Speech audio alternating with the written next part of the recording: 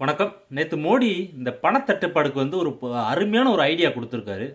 எல்லாரும் மொபைலில் யூஸ் பண்ணி அதில் ஃபண்ட் ட்ரான்ஸ்ஃபரோ பர்ச்சேஸோ எது வேணாலும் மொபைல் மூலியமாக பண்ணுங்க. பண்ணீங்கன்னா உங்களுக்கு கையில் வந்து காசு தேவைப்படாதுல்ல அப்படின்னு சொல்லிட்டு ஒரு பிரமாதமான ஒரு ஐடியா கொடுத்துருக்காரு. இது எந்த வகையில் சாத்தியமாகும் அப்படின்னு சொல்லிட்டு எனக்கு சத்தியமாக தெரியலை. ஏன்னா இந்தியா தேசம் வந்து முக்கால்வாசி படிப்பறிவு இல்லாதவர்களை கொண்ட தேசம். சிட்டியில் இருக்கவங்க வந்து மொபைலை யூஸ் பண்ணி ஃபண்ட் ட்ரான்ஸ்ஃபர் பண்ணலாம், எல்லாம் வந்து கிராமத்தில் இருக்கவங்க கூட மொபைல் யூஸ் பண்ணி ஃபண்ட் ட்ரான்ஸ்ஃபர் கூட பண்ணுறாங்கன்னு வச்சுக்கோங்க. பொருள் அவங்க எங்க அத்தியாவசிய பொருள் வந்து ஒரு தள்ளு வண்டி வியாபாரம் பண்ணிட்டவர்கிட்ட வந்து தக்காளி வாங்கணும்னா அங்கே எப்படி போய் அவங்க மொபைல் வச்சு இது பண்ண முடியும்?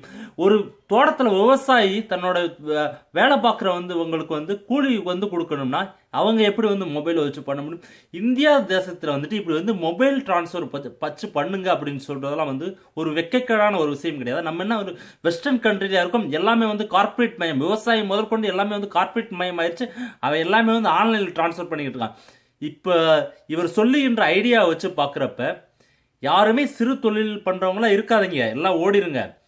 எல்லாருமே வந்து இனிமேல் வந்து ஒரு பெரிய ஒரு கார்பரேட்டு கீழே தான் வந்து எல்லாரும் போல வந்து கூலி தொழிலாளியே இருக்கணும். யாருமே வந்து சுயமாக தொழில் பண்ணிடக்கூடாது அப்படின்ற ஒரு எண்ணத்தில் சொல்கிறது மாதிரி எனக்கு தோணுது. ஏன்னா பெரிய தேசத்தில் வந்துட்டு எப்படி வந்து எல்லாமே வந்து மொபைல் வழியாக வந்து டிரான்ஸ்ஃபர் எல்லாமே வந்து பண்ணிக்கிட்டு இருக்க முடியும்? சிறு பொருள் வாங்கணும்னாலும் எது வாங்கணும்னாலும் ஃபைனலாக வந்து என்ன சொல்கிறாங்க, கையில் காசு நீ அடிச்சிருக்கியா இல்லையா அப்படின்னு வந்து எல்லாருக்கும் எதிர்கட்சி முதற்கொண்டு மக்கள் கேட்குறது வந்து எனக்கு கையில் காசு இல்லைப்பா, சாப்பாடு காசு இல்லை, காசு பேங்க்கில் என்னைக்கு வந்து போடுவேன்னு சொல்லி தான் கேட்குறாங்க. இவர் வந்து ஐடியா வந்து மொபைல் வழியாக பர்ச்சேஸ் பண்ணுங்க, உத்தரப்பிரதேசம் ஒரிசா அங்கிட்டு இருக்கவங்க வந்து மொபைல் வழியாக எங்கே போய் பர்ச்சேஸ் பண்ண முடியும்? தமிழ்நாட்டில் இருக்க கிராமத்தில் இருக்கிற மக்களுக்குள்ளேயே வந்து என்ன பண்ணுறதுன்னு தெரியாமல் வந்து முழிச்சுக்கிட்டு இருக்காங்க. வெறும் 2000 ரூபாயை வச்சுக்கிட்டு கடையில் போயிட்டு ஒரு பொரியலையோ இல்லை ஒரு கடலைப்பருப்போ இல்லை எதுவுமே வாங்கணும்னாலும் வந்து 50 ரூபா வாங்க வேண்டிய பொருளை வந்து 2000 கொடுத்து அவன்கிட்ட சில்லறை இருந்தால் தானே கொடுப்பான்.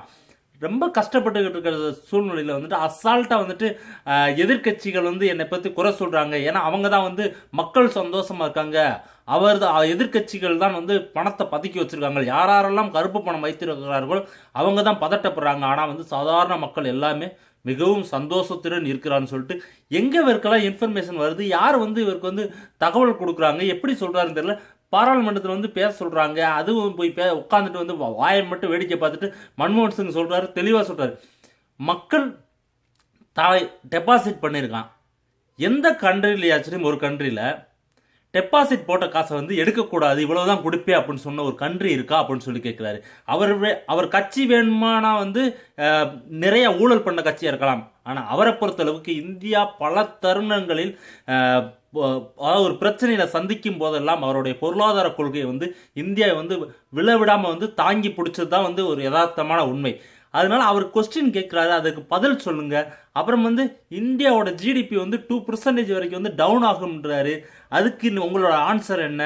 அதெல்லாம் வந்து கிடையாது அப்படின்னு சொல்லி அருண்ஜேட்லி சொல்றாரு. அவங்களோட கருத்து கணிப்பு வந்து தப்பு அப்படின்றாரு.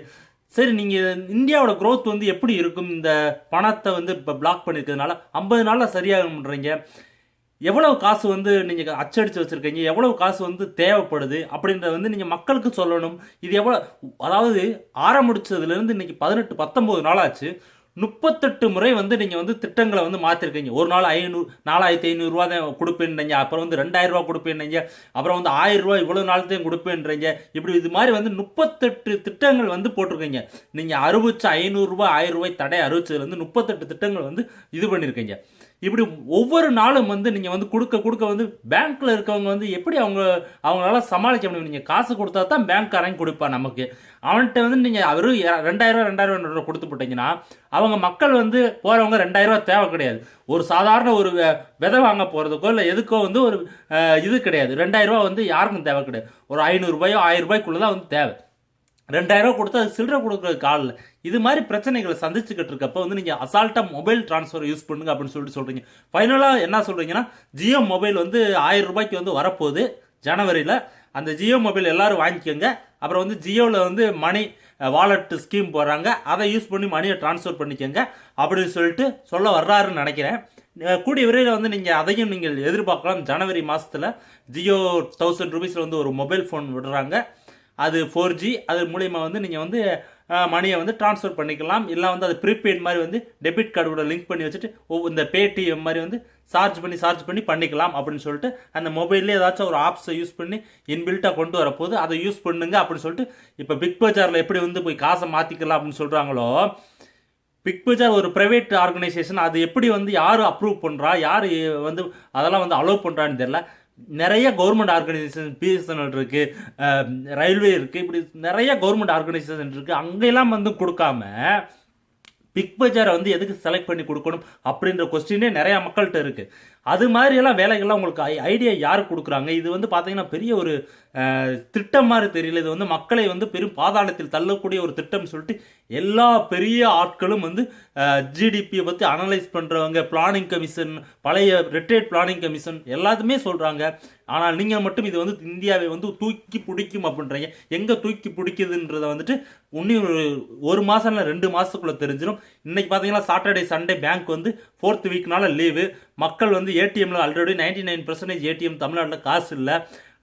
பேங்க்ல வந்து 2 நாள் லீவ் விட்டாங்க. இந்த 2 நாள் மக்கள் என்ன பண்ணுவாங்க? இதுக்கு வந்து நீங்கள் ஏதாச்சும் வந்து கிராமத்தில் இருக்கிறவங்க வந்து மொபைலை யூஸ் பண்ணி மணி ட்ரான்ஸ்ஃபர் பண்ணுவாங்க. இல்லை வந்து டெபிட் கார்டு, கிரெடிட் கார்டை கொண்டு போய் வந்து பக்கத்து சிட்டியில் போயிட்டு வந்து தேய்ச்சி அரிசியோ இல்லை உளுந்து பருப்போ வாங்கிட்டு வருவாங்களா?